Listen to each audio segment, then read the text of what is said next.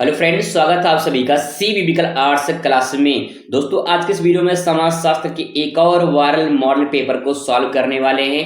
Question बहुत ही most important है। वो क्वेश्चन है जो पिछले सालों में पूछे गए हैं और आगे क्वेश्चन रिपीट होते हैं, तो ध्यान रखिएगा। क्वेश्चन अगर आप यहां से तैयार कर लेते हैं तो आपके पेपर में जरूर देखने को मिलेगा। चलिए शुरुआत करते हैं दोस्तों। यहाँ पे सबसे पहले बात करेंगे, इस प्रकार से पेपर आपको देखने को मिलेगा। ठीक है, तो यहाँ पे आप पेपर पैटर्न देख सकते हैं। सबसे पहले हम लोग बहुविकल्पिक क्वेश्चन पर नजर डालते हैं। तो पहला क्वेश्चन आपके सामने यहाँ पे आ चुका है। पहला क्वेश्चन है, सत्य शोधक समाज की स्थापना किसने की थी? सत्य शोधक समाज की स्थापना ज्योतिबा फुले ने की थी। राइट आंसर ज्योतिबा फुले हो जाएगा। ठीक है, आप भी कमेंट करिए कि आप 10 में से कितना क्वेश्चन राइट करते हैं। नेक्स्ट क्वेश्चन आपके सामने है, जनसंख्या वृद्धि का सिद्धांत कौन संबंधित है? तो जनसंख्या वृद्धि के सिद्धांत से संबंधित है यहाँ पे माल्थस में राइट आंसर हो जाएगा। ठीक है, क्वेश्चन नंबर नेक्स्ट आपके सामने है, राज्य पुनर्गठन आयोग किस वर्ष आया था? तो राज्य पुनर्गठन आयोग जो है 1953 में आया था। आपको बता दें कि अगर आयोग की बात करें कि आयोग कब आया था, तो 1953 में आया था। और अगर आपसे पूछे कि राज्य पुनर्गठन की स्थापना कब हुई थी, तो 1956 इसका राइट आंसर हो जाएगा। ठीक है, यानी लागू कब हुआ था, स्थापना लागू कब हुआ था, तो जवाब होगा 1956 में। ठीक है, और इसका राइट आंसर हो जाएगा 1953, क्योंकि आयोग उस टाइम पे आया था।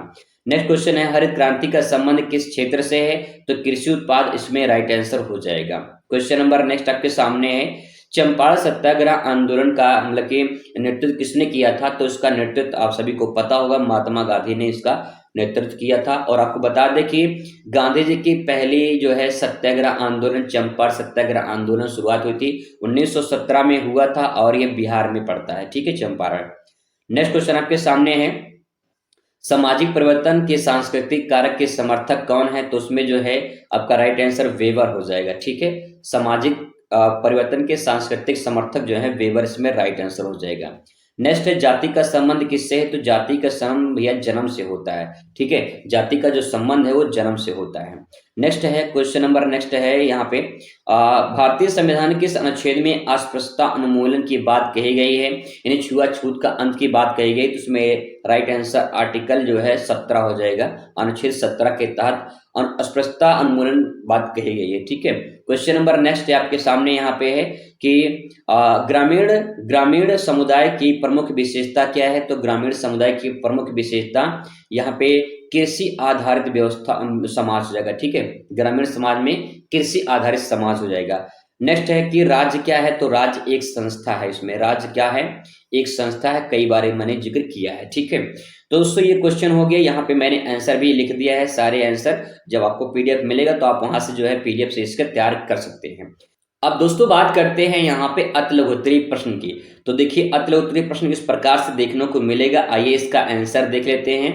ठीक है, तो आंसर में सबसे पहले यहाँ पे हम लोग बात करेंगे, सामाजिक अपवर्जन या बहिष्कार क्या है। सामाजिक अपवर्जन बहिष्कार के बारे में समझना है, तो सबसे पहले यहाँ पे उत्तर देख लेते हैं। यहाँ पे इस प्रकार से देख पाएंगे, सामाजिक अपवर्जन हेडी डाल देंगे और उसके बारे में लिखेंगे, सामाजिक अपवर्जन या बहिष्कार का अर्थ है किसी व्यक्ति या समूह को समाज में मुख्य धारा की गतिविधियों, सेवाओं या अधिकारों से वंचित कर देना, जैसे जाति, धर्म, लिंग, गरीबी आदि के कारण भेदभाव। मेरे कहने का दोस्तों ये है कि मान लेते हैं, सिंपल भाषा समझते हैं, मान लीजिए समाज है।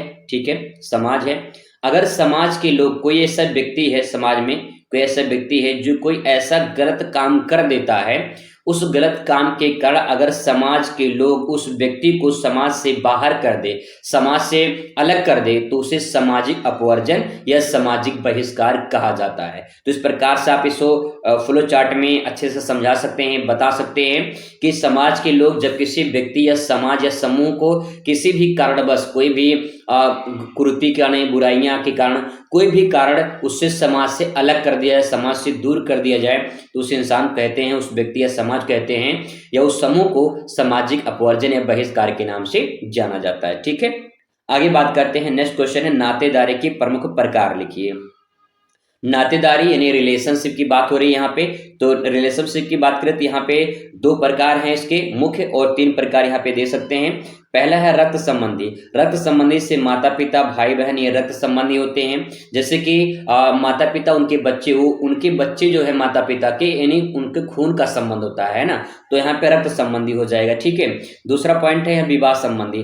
पति पत्नी है तो भाई एक रिलेशनशिप कब बनता है, जब एक लड़का का एक लड़की के साथ शादी कर देते हैं तो वहां पे रिलेशनशिप बन जाता है। ठीक है। तो इस प्रकार से 2 पॉइंट होगा। तीसरा है गोत्र संबंध। एक ही वंश से जो लोग जुड़े होते हैं, गोत्र होता है ना, गोत्र, तो जब एक ही वंश से लोग जुड़े होते हैं तो उसी से जो है उनका रिलेशनशिप बनता चला जाता है, तो उसी को नातेदारी के प्रकार कह सकते हैं। तो 3 पॉइंट आप यहाँ पे इस प्रकार से लिख सकते हैं। अच्छे से 3 नंबर आपको यहाँ पे मिल जाएगा। ठीक है भैया। नेक्स्ट बात करते हैं, क्वेश्चन नंबर अगला यहाँ पे है, भारत में जनजातियों की 3 विशेषताएं बताइए। जनजाति के बारे में 3 विशेषता बतानी है। ठीक है, 3 विशेषता बतानी है। तो पहले देखिए, जनजाति में इनकी अपनी एक अलग भाषा और संस्कृति होती है, पहला पॉइंट। ठीक है, जो जनजाति के लोग होते हैं इनकी अपनी एक भाषा होती है और अपनी एक संस्कृति होती है। ठीक है। दूसरा पॉइंट है पारंपरिक जीवन शैली और आर्थिक गतिविधियां इनकी अलग होती है। जो आर्थिक गतिविधियां मतलब जो उनके काम धंधे होते हैं, जो रोजगार संबंधी जो काम होते हैं, वो सब कुछ एक तरह से अलग होते हैं। ठीक है। नेक्स्ट पॉइंट है सामाजिक संगठन की कबीलाई व्यवस्था। कबीलाई व्यवस्था का मतलब ये है यहाँ पे कि उनका एक अलग कबीला होता है, एक अलग समुदाय होता है, एक अलग संस्था होती है। उस प्रकार से जो है अपना माहौल क्रिएट करते हैं और अपने समाज में ही अपना रहते हैं। जो भी उसका संगठन होता है उसी समाज में अपना करते हैं। ठीक है। तो 3 पॉइंट इसमें आप लिख सकते हैं। नेक्स्ट पॉइंट इसमें है, क्वेश्चन अगला है कि सांप्रदायिकता का निवारण के लिए सुझाव दीजिए। तो क्या सुझाव देंगे इसको समझना है। ठीक है। तो पहला देखिए यहाँ पे, शिक्षा में धर्मनिरपेक्षता को बढ़ावा देना। ठीक है, शिक्षा में धर्मनिरपेक्षता का बढ़ावा देना कहने का मतलब ये है कि यहाँ पे जो धर्मनिरपेक्षता है कि सभी धर्म को अपना अपना जो लोग मानते हैं कि मेरा धर्म सर्वश्रेष्ठ है, तो यहाँ पे संविधान के नजर में कोई धर्म सर्वश्रेष्ठ नहीं है। ठीक है, सभी धर्म को समान माना गया है। तो शिक्षा में जो है उसको बढ़ावा देना, अपने अपने धर्म को बढ़ावा दे सकते हैं। ठीक है। नेक्स्ट है सांप्रदायिकता फैलाने वाले लोगों के खिलाफ सख्त कानून बनाना चाहिए। सांप्रदायिकता का मतलब होता है कि अपने क्षेत्र को, अपने धर्म को, अपने भाषा को एक ऐसा मुकाम पर पहुंचाना और उसको समझना और अपने आप को सर्वश्रेष्ठ समझना। जैसे मान लो कोई ए धर्म का है, कोई बी धर्म का है, तो बी वाला कहे कि नहीं हम धर्म वाले सर्वश्रेष्ठ हैं, बी वाले सर्वश्रेष्ठ नहीं है। तो इस प्रकार से क्या है, इस सांप्रदायिकता की भावना है।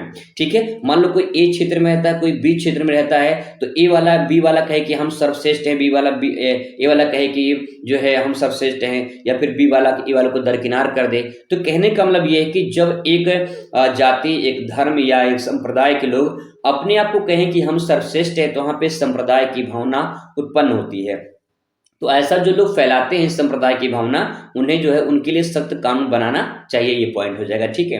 नेक्स्ट है सभी धर्मों को आपसी समझ में संवाद करना चाहिए। संविधान के नजर में सभी धर्म समान है, तो सभी को आपसी समझ बनाना चाहिए। सभी धर्म समान है और सब कुछ समान मान्यता दी गई है। ठीक है।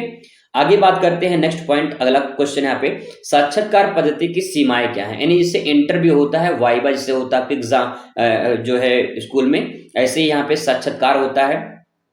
जवाब में व्यक्तिगत पक्षपात हो सकता है। साक्षात्कार में क्या होता है, इसकी पद्धति सीमाएं क्या हैं भाई। जैसे कि मान लीजिए यहाँ पे अगर कोई आपसे इंटरव्यू ले रहा है, कोई आपसे पूछ रहा है, तो कभी कभी ऐसा होता है कि लोग अपने ही लोगों के लिए पक्षपात कर लेते हैं, अपने ही लोगों को लोग जो भर्ती कर लेते हैं, या अपने लोगों को नंबर ज्यादा देते हैं। तो कहने का मतलब यही है कि जवाब में जो व्यक्तिगत पक्षपात होता है, इसमें पक्षपात हो सकता है कि अपने समुदाय के लोगों को, अपने लोगों को लोग नंबर ज्यादा देते हैं। ठीक है, ये पॉइंट इसमें आ जाएगा।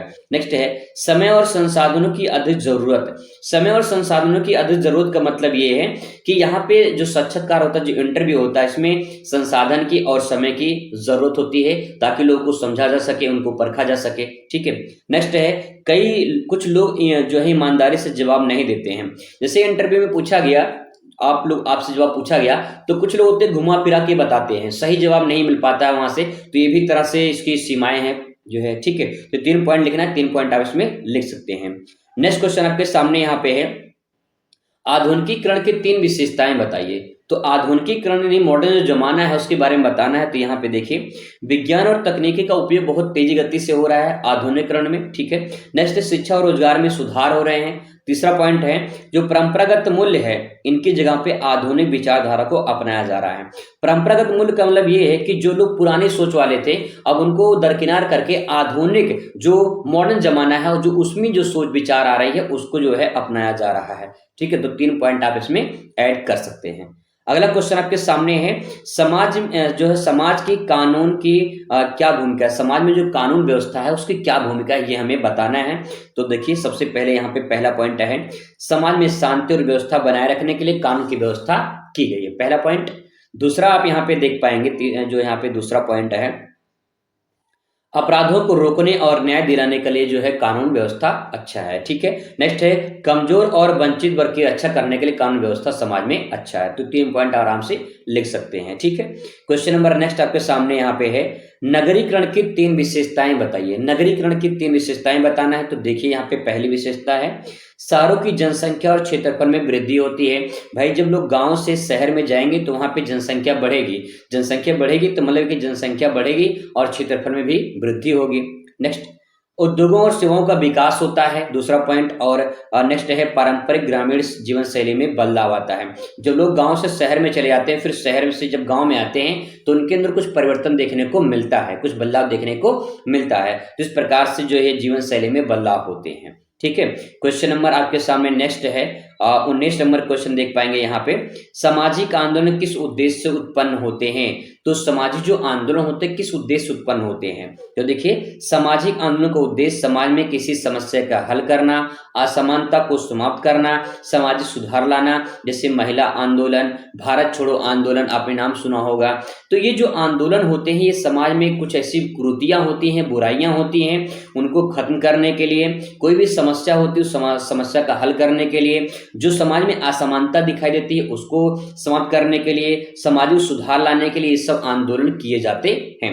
2 उदाहरण दे देंगे, जैसे महिला अधिकार आंदोलन, भारत छोड़ो आंदोलन जो देश की आजादी से पहले किया गया था, ठीक है। नेक्स्ट यहाँ पे अगला पॉइंट आपके सामने, समूह की विशेषता क्या है। तो देखिए, समूह की विशेषता की बात करें तो यहाँ पे समूह का मतलब होता है जब 2 या 2 से व्यक्ति जब होंगे तो गुट बनेगा, समूह बनेगा। आपके दोस्तों का समूह कब बनता है, गुट कब बनता है, जब 2-4 दोस्त इकट्ठा हो जाते हैं तब समूह बन जाता है, गुट बन जाता है। तो वही यहाँ पे समूह को परिभाषित कर सकते हैं, इसमें 2 या 2 से अधिक व्यक्ति होते हैं, उन्हें समूह के नाम से जानते हैं। नेक्स्ट है, एक साझा उद्देश्य होता है। एक साझा उद्देश्य का मतलब होगा जब गुट में लोग इकट्ठा हो जाएंगे तो उनका एक उद्देश्य होगा कि भाई ये काम करना है, ये काम करना है, ठीक है। तो एक साझा उद्देश्य होता है, मतलब साझा का मतलब मिलकर उद्देश्य बनाते हैं कि ये काम करने हैं हमको, ठीक है। दूसरा पॉइंट के बाद तीसरा देखिए, सदस्यों के बीच पारस्परिक सहयोग होता है। जो आपके दोस्तों को जो गुट इकट्ठा हुआ है उसमें सबका सहयोग होता है कि भाई ये काम करना है, सब लोग मदद करते हैं, एक साथ काम कर लेते हैं, तो सहयोग की भावना होती है समूह में। नेक्स्ट है, कुछ नियम और मानदंड पालन होते हैं। कुछ नियम होते हैं, कुछ में कानून होते हैं, मतलब कि नियम को पालन करना पड़ता है। जो समूह होता है उस समूह का एक उद्देश्य होता है, इस काम को करना है तो उसके लिए एक नियम बनाए जाते हैं कि भैया इस नियम से काम को पूरा करना है, ठीक है। तो इस प्रकार से इस क्वेश्चन को आप यहाँ पे प्रेजेंट कर सकते हैं। इसके बाद तो आपका लघुत्तरीय क्वेश्चन शुरू होगा। लघुत्तरीय क्वेश्चन मैं कवर करूंगा अगली वीडियो में। तो इस प्रकार से आप यहाँ पे देख पा रहे होंगे। अगर इसका आपको पीडीएफ चाहिए तो पीडीएफ जो है आपको मैं दे रहा हूं, जो है एक नंबर बता दे रहा हूं, उस पर नंबर पर मैसेज करेंगे तो पीडीएफ में आपको भेज दूंगा। नंबर नोट कर सकते हैं 83 82 92 47 99। इस पे आप मैसेज करेंगे तो जो है आपको पीडीएफ अवेलेबल करा देंगे। चलिए मिलते हैं नेक्स्ट वीडियो में, तब तक खुश रहिए, मस्त रहिए, जिंदगी में स्वस्थ रहिए। धन्यवाद।